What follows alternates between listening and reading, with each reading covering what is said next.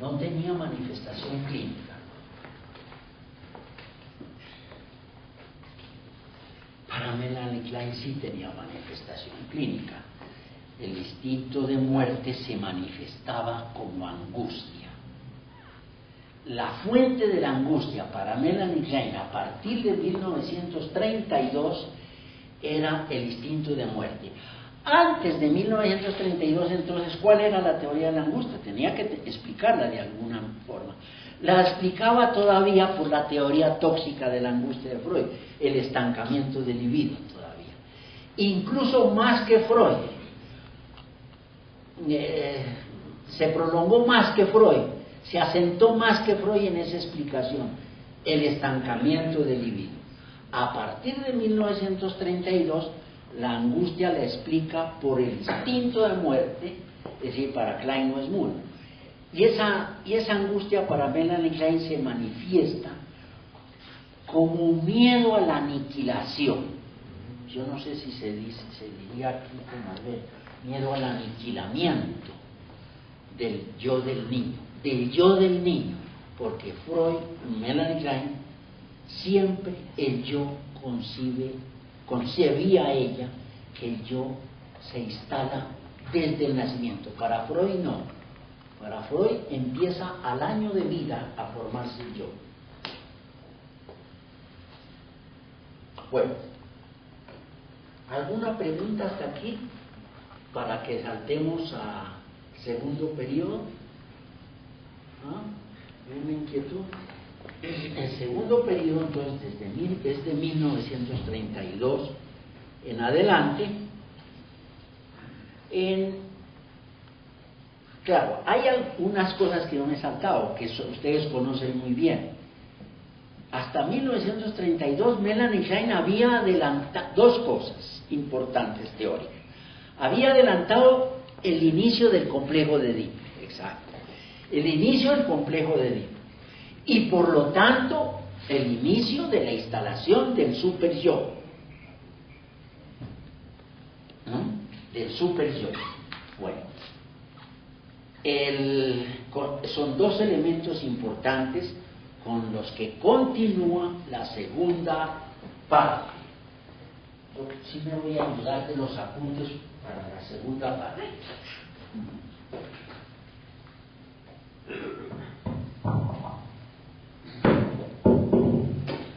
En la segunda parte es la teoría de la posición depresiva.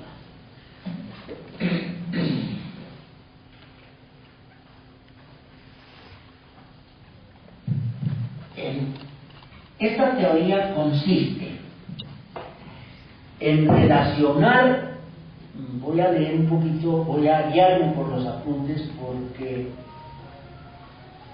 hay palabras exactas.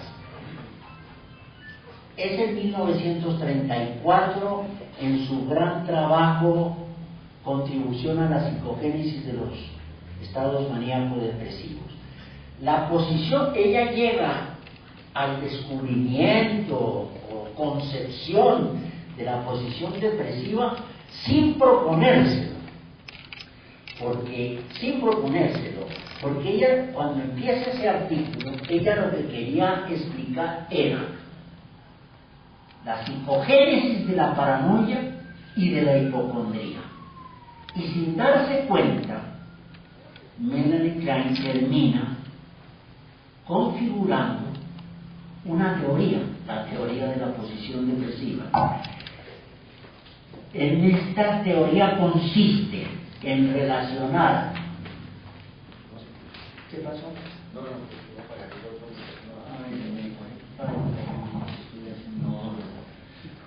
Bien, entonces relacionó agresión, amor y reparación en el individuo, ¿no? Que pasa por amor, agresión y reparación. Reparación, ¿por qué? Por la culpa que se había desatado por la destrucción, por los ataques destructivos al objeto, por los ataques sádicos o destructivos al objeto. ¿Y desde dónde partió? Partió de otro hecho teórico muy importante para esto. Tuvo, en el trasfondo de todo esto estaba la teoría de Freud sobre la pérdida del objeto de duelo y melancolía, y las de Abraham, que tanto había trabajado en duelo y melancolía, en la pérdida del objeto y en los duelos. Porque el que inspira a Freud a trabajar sobre el duelo y la pérdida del objeto son los trabajos precedentes de Abraham. Bueno, entonces Melanie Klein está interesada en entender la paranoia y la hipocondría. Al querer comprender la hipocondría, está tratando de comprender también la melancolía, o sea, la pérdida del objeto. Y termina describiendo la teoría de la posición depresiva. El conflicto en la posición depresiva consiste en que, junto al amor por un objeto completo, un objeto total, se siente agobio por la profunda angustia que despierta los peligros que le esperan al objeto dentro del yo. ¿No? Es un agobio. El individuo en la posición depresiva, o el niño, ella supone que el niño empieza su posición depresiva en el segundo cuarto del primer año de vida, o sea, entre los 4 meses y los 6 meses empieza la posición depresiva del niño ante la pérdida del objeto amado por él, que es el pecho. Melanie Klein usaba una palabra que desafortunadamente se dejó de usar, y la dejaron de usar los mismos kleinianos, desafortunadamente, mas no Melanie Klein, que era penar por el objeto. Ella usaba el término penar por el objeto.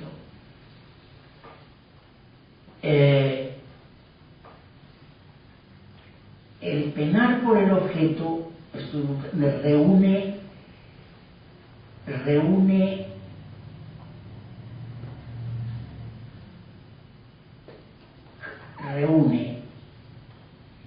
una lástima por el objeto. Se siente lástima por el objeto. Se siente amor por el objeto y también se siente responsabilidad por el objeto. El individuo en la posición depresiva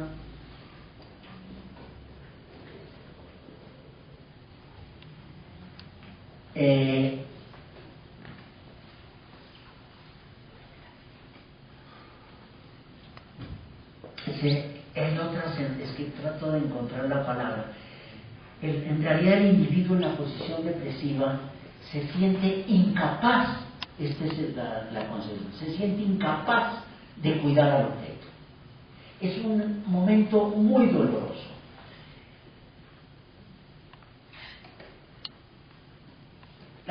En ese momento la posición depresiva para Melanie Klein era una etapa que había que superar. ¿Por qué no he hablado de la posición esquizoparanoide? Porque ella describe primero la posición depresiva, después, en 1946, o sea, 11 años después, describe la posición esquizoparanoide, que la va a anteponer a la posición depresiva. En la posición depresiva ya hay una relación con el objeto.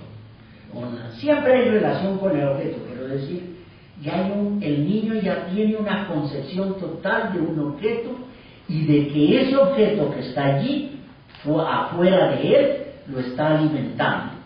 Es un objeto que está afuera y concomitantemente está adentro. Y que ese objeto lo está alimentando y que él su sadismo está en riesgo de perder a ese objeto. Por eso él pena por el objeto.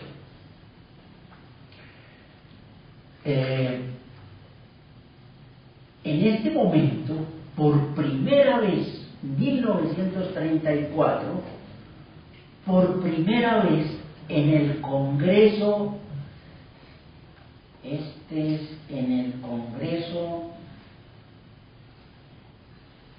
no me acuerdo qué Congreso era, bueno,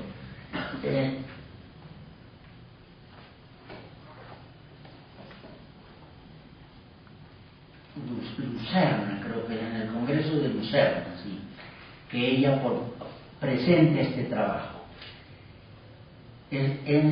Esta idea de la posición directiva fue muy importante y hubo muchas personas que lo siguieron y que se entusiasmaron con ella. Les voy a nombrar quiénes, porque son figuras relucientes que se entusiasmaron con la posición depresiva, con esta teoría. Obviamente las discípulas de ella, Paula Heyman, Joan Rivière y la gran Susan Isaac, ¿no? Pero hubo otras tres figuras que se entusiasmaron con el concepto de posición depresiva. Fermi, Winnicott fue un gran entusiasta de la posición depresiva. Él siempre respetó esta teoría de Melanie Klein. Lo que él rechazó enormemente fue, no enormemente, la teoría de la posición esquizoparanoide, y sí con mucha intensidad rechazó la teoría de la envidia, Winnicott.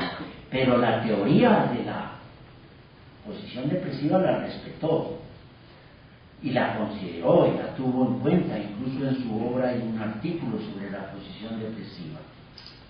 Y Fermi, bueno,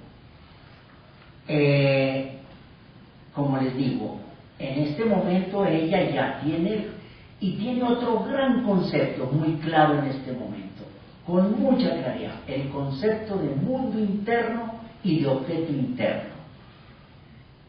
Porque por lo que se pena en la posición depresiva no es solamente por el objeto externo, es por el objeto interno.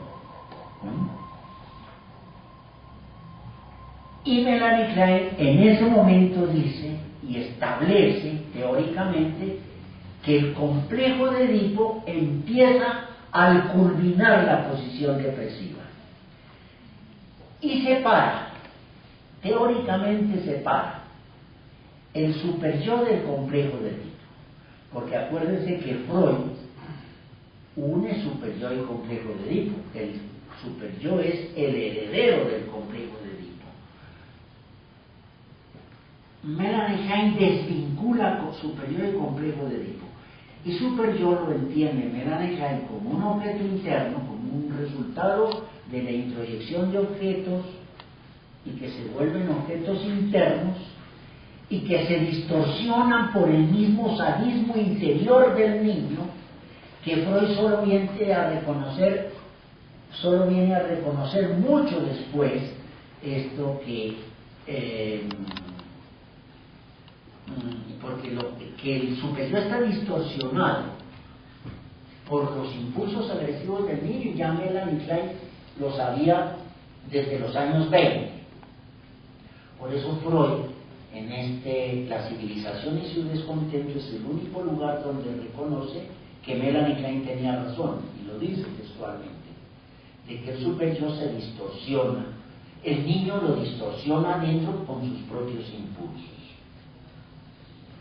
Bueno, esta es la teoría de la posición depresiva. Con eso queda explicado también los objetos internos, que es algo muy importante, pero la noción de posición, quisiera decirles algo yo. La noción de posición, ¿por qué le llamó ella posición y no le llamó fase o etapa? Porque en realidad posición es una postura en la vida, ¿no? Así sea del niño, porque es una postura de la vida, al decir, a mí me preocupa lo que le está pasando al objeto, o lo que le puede pasar al objeto, por lo que yo le pueda hacer a él, es una postura en la vida.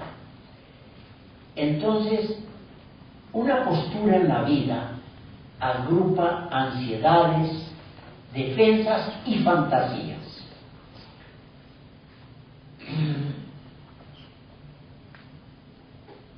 Claro que ella, aparte de esto, no se desprende tampoco del sentido de desarrollo en una posición. Sus discípulos, entre ellos Meltzer, sobre todo insiste, sobre todo en esa idea de que una posición es una postura en la vida y un valor. Tiene la idea, Meltzer tenía la idea de que de valor implica unos valores en la vida.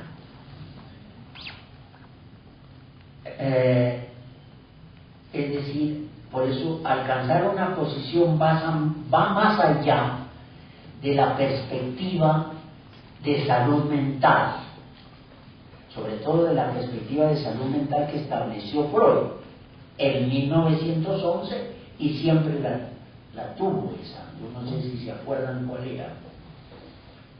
A veces uno la olvida, que la única postura, la única idea de salud mental que tenía Freud y que tuvo Freud fue que el principio del placer se ha modificado por el principio de realidad. Esa era la base de salud mental de Freud. Bueno, en 1946 describe Melanie Klein hasta el 46 la posición esquizoparanoide. De la posición esquizoparanoide digamos pocas cosas, para resumir.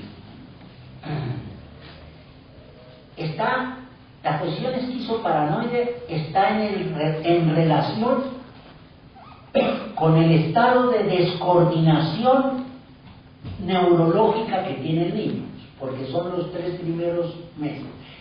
Y casi nadie tiene en cuenta eso, que Melanie Klein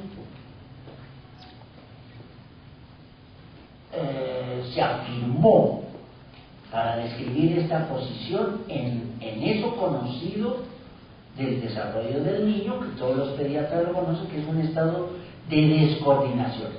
Un estado de descoordinación, ese paralelo a ese estado de descoordinación se encuentra el estado de integración de los objetos y del mismo ser. ¿Por qué digo ser en este momento? Porque fue en este año, 1946, cuando Melanie Klein por primera vez habló de ser.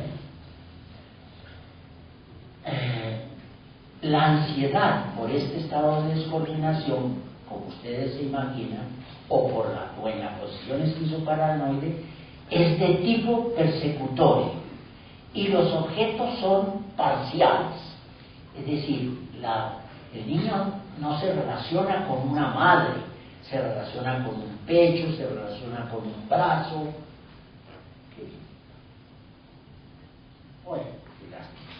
Bueno, y luego saltémonos una de las grandes, viene la teoría final, la teoría de la envidia. La teoría de la envidia es la teoría más criticada de Melanie Klein. Yo quería dedicarme la mayor parte a la teoría de la envidia. Bueno, la propone el 25 de julio de 1955 en el Congreso de Ginebra. Winnicott y Paula Hyman, cuando escucharon exponer la teoría de Melanie Klein sobre la envidia, se encalambraron, ¿no? Se encalambraron en el auditorio, ¿no? Algunos convulsionaron. Sí, fue terrible. Bueno, ¿Por qué? Porque la teoría la voy a tratar de leer, tiene tres características, la envidia según Melanie Klein. Es una envidia primaria, es una envidia primitiva, ahora les conversamos de qué se trata, y es una envidia constitucional. ¿Qué es primaria? ¿Qué decía? De eso trata el libro, de aclarar esos términos y esas confusiones, porque Melanie Klein era una pésima escritora, ¿no? Ella quería ser clara, pero no lo lograba. No era críptica como Bion, que se propone ser oscuro. Yo no estoy de acuerdo, uno debe ser claro, pero no tenía el arte de escribir Melanie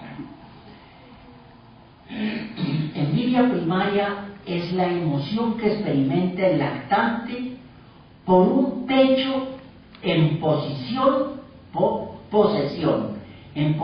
de todo lo que él desea, que es una ilimitada provisión de leche y amor. Envidia primaria es la envidia que se siente a un pecho que da de todo. Envidia primitiva, que no es lo mismo.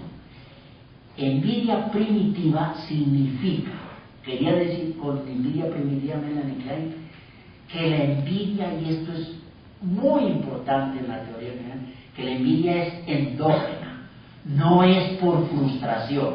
Esa es la gran diferencia que hay entre los psicoanalistas al considerar la envidia.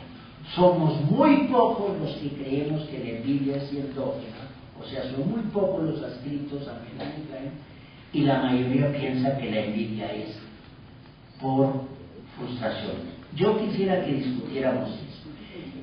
Y después viene, ¿por qué por frustración? Sería un estado que se va configurando en el individuo, en el niño, narcisista. Entonces, el narcisismo predispone, condiciona permanentemente, condiciona más a la frustración, porque todo se siente como ofensa, todo se siente como que no se posee, entonces la envidia se incrementa. Y la inmensa mayoría de la gente, no, casi todos, los no kleinianos todos consideran que la envidia, esta es otra de las grandes diferencias, es que la envidia es un rasgo de carácter. Y para Melanie Klein la envidia no era un rasgo de carácter, era una pulsión. Por eso yo siempre digo, eso es una idea mía que compartimos con Echegoyen, que si Melanie Klein hubiera vivido un poco más, ella habría abandonado la teoría del instinto de muerte, porque es muy flaca la teoría del instinto de muerte, y hubiera adoptado la teoría de la envidia. Bueno, y la última característica de la envidia, que es la más debatida y la más censurada, por esto es que convulsionaba Winnicott y Paula Hyman, convulsionaban en el Congreso, que la envidia es constitucional. Es decir, uno nace más o menos envidioso. Bueno, aquí termino y conversemos a ver.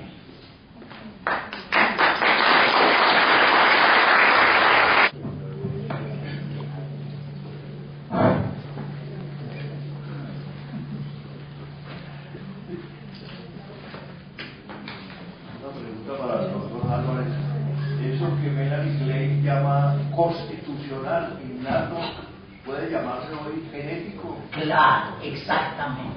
Hoy lo llamaríamos genético. Exactamente.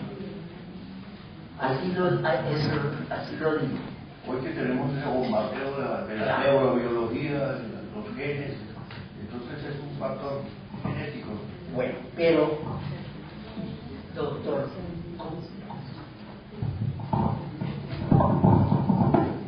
bueno, yo Montaño.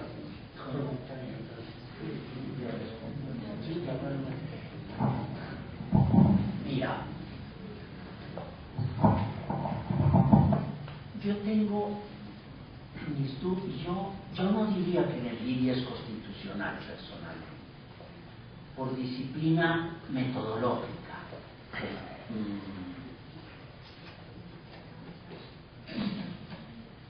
Yo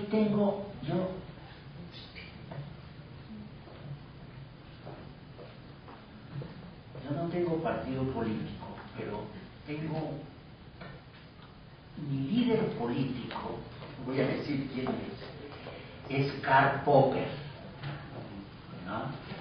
Bueno, y yo acepto muchas de las críticas de Karl Popper al psicoanálisis. Me parece que tenía mucha razón en muchas cosas. ¿Y esto por qué tiene que ver con esto? Porque metodológicamente la concepción de envidia constitucional es fácil de derrumbar. Yo creo que es un castillo de naipes esa teoría de la envidia constitucional, metodológicamente. Porque también podemos decir que lo realmente constitucional puede ser la agresión y que se manifiesta como envidia, o el sadismo. Esa sí podríamos decir que es genética o constitucional. Pero la envidia en sí misma constitucional, yo la pongo en duda, es decir, ¿sí? Pienso que hay, como la envidia es un impulso, yo diría el impulso en sí mismo puede tener una fuerza constitucional, como hay perros más agresivos que otros perros, es evidente que hay, ¿no? Yo crío perros, soy un amante de los perros, pero sí crío caballos. Hay caballos constitucionalmente con un carácter y caballos con otro carácter de ellos. Entonces, yo diría que constitucionalmente hay un mayor monto de impulsividad en lugar de decir la envidia en sí misma. ¿Me hago entender? Y la envidia es un impulso. Sí. Sí, Iván, te escucho.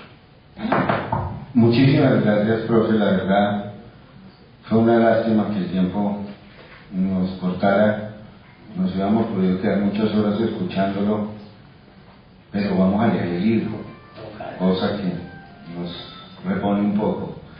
Además de celebrar su conferencia, quiero reiterarle al doctor Gregorio Orejuela que para nosotros, sus alumnos, es una delicia verlo ahí.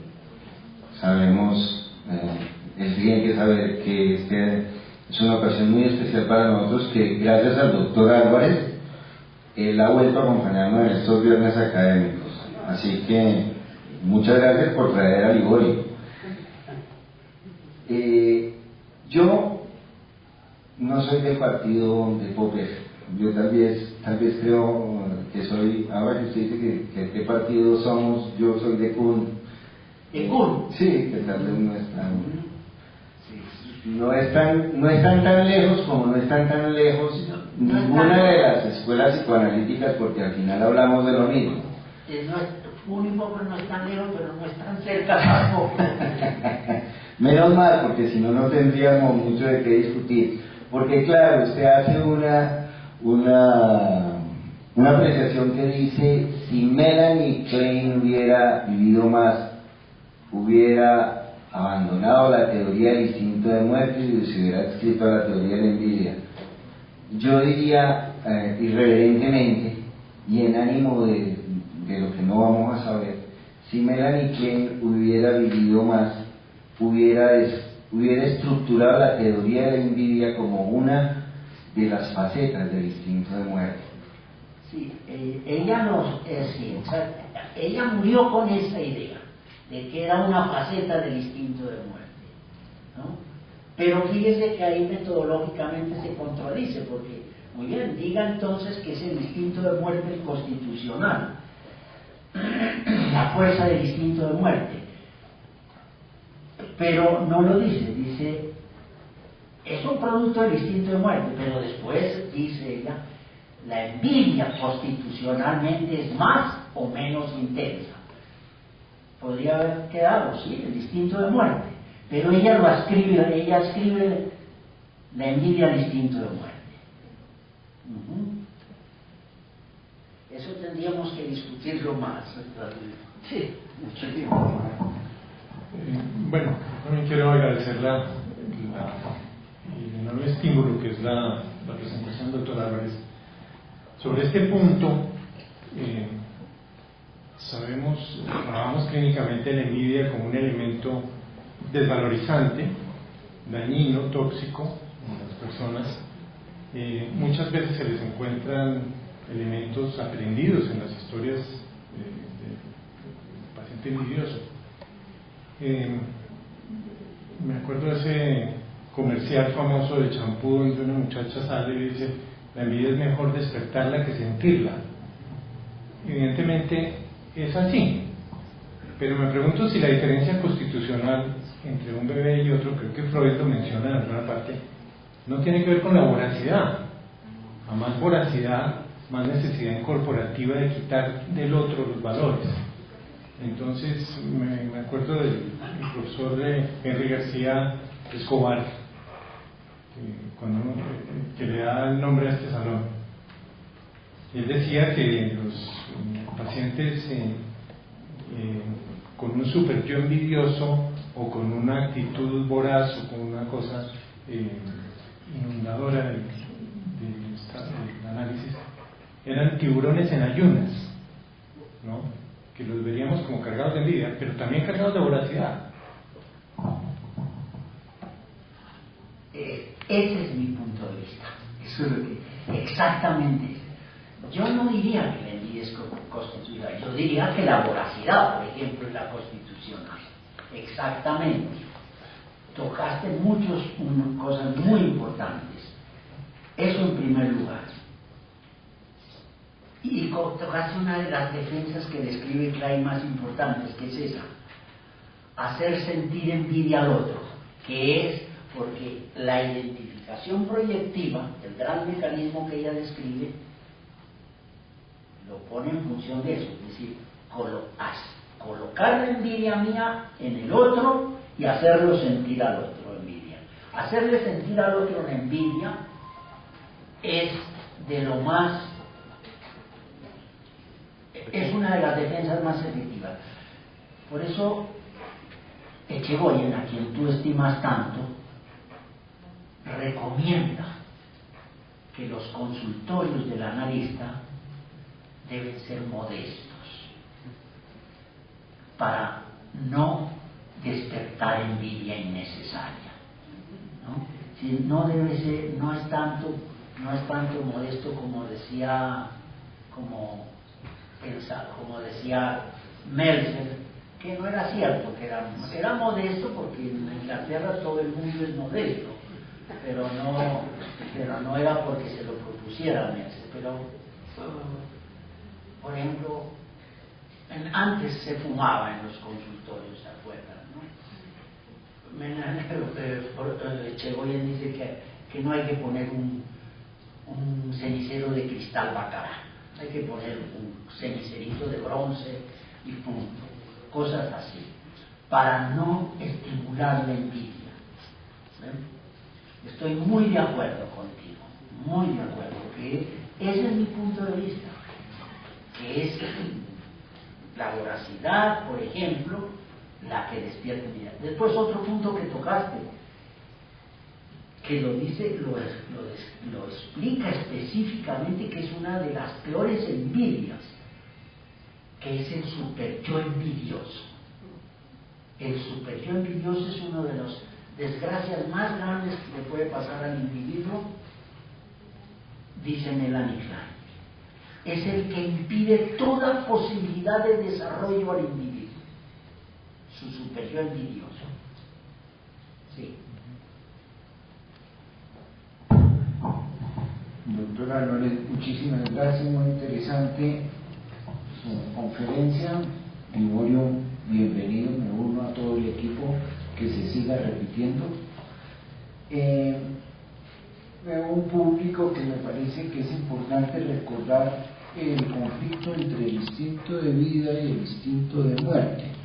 Sé que el tema de hoy es trabajar sobre la envidia y esta visión kleiniana, que me parece importantísima, pero no quería dejar pasar por alto que también en la lucha del instinto de vida, la ignorancia, la superación, la sublimación, instintos, mecanismos defensivos de superación, donde permiten la coexistencia del ser humano con el otro sin tener que destruirlo, donde puede confluir el amor, la creatividad, que me parece que hay que ponerla paralela, porque si no se podría confundir, si uno no las habla al tiempo, que la única fuente de desarrollo sería la envidia por quererse tener más, pero con el agravante que tiene que destruirse y destruir al objeto, en donde cada ganancia sería una autodestrucción. Entonces, complementar la otra faceta para que todos tengamos en la cabeza las dos partes. Un complemento. Usted es dualista también, ¿no es cierto? Las dos partes, casi que mal. Me olvidaba de decirles que Melanie Klein extrajo su gran interés en la envidia al final de su vida, que es al final de su vida, es paralelo al gran interés de Freud al final de la vida de él, también es de lo mismo. Recuerdan que al final de su vida él escribe un trabajo en el cual él está supremamente decepcionado, que es Análisis terminable e interminable. Es decir, y una de las cosas que conmueve a Freud al final de su vida, y es la fuente de este trabajo de Klein, es la reacción terapéutica negativa, que él empieza a tratar en el capítulo 5 de Yo y el Ello. El capítulo 5 y el del Yo y el Ello. La continúa en Análisis terminable e interminable. Y no alcanza a decir eso, ¿no? Freud. Acuérdense que la reacción terapéutica negativa es por sentimientos de culpa. Solo por sentimientos de culpa para Freud. Melanie Klein agrega, complementa que otra de las fuentes de la reacción terapéutica negativa es la envidia. La envidia a que otro tenga la capacidad de curarlo a uno, ¿no?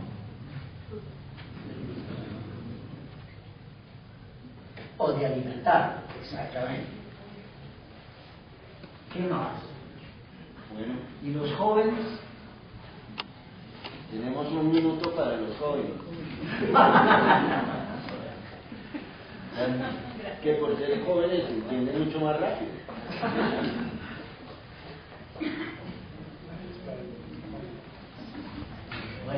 Sí, residente de tercer año de la clínica Monserrat.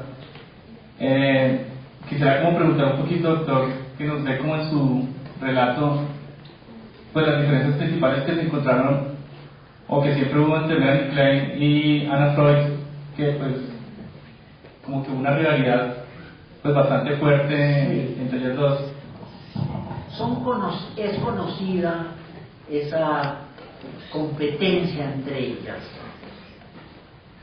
Al final de la vida se acercaron,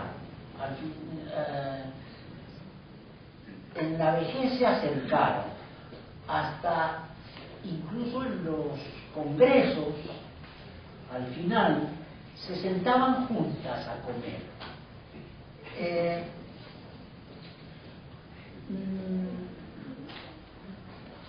Al principio sí, hubo, por más que yo me ponga a decir las diferencias teóricas y las diferencias técnicas, yo creo que eso no era lo importante, no era lo importante. Es como usted más o menos apunta o insinúa que era una competencia personal. Y por más que nos pongamos a hablar de divergencias teóricas, eso no era lo que justificaba como creo que en ninguna agremiación psicoanalítica las diferencias teóricas son las que crean las enemistades. Las enemistades en las agremiaciones psicoanalíticas son de orden personal y de orden infantil. O sea, y nada más.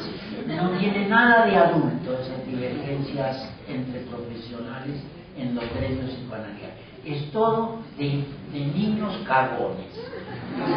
Yo, doctor Álvarez, yo quiero que eso que usted acaba de decir sea acompañado de un gran aplauso, porque esa sí es una cosa memorable, y creo que eso es el botón de oro que sella esta reunión. Sí, estoy de acuerdo con usted totalmente. No hay nada de psicoanalítico, y hay todo de psicoanalítico, pero de niños. Sobre todo lo de Pomposo Cagón, ¿no? Exacto. Muchas gracias.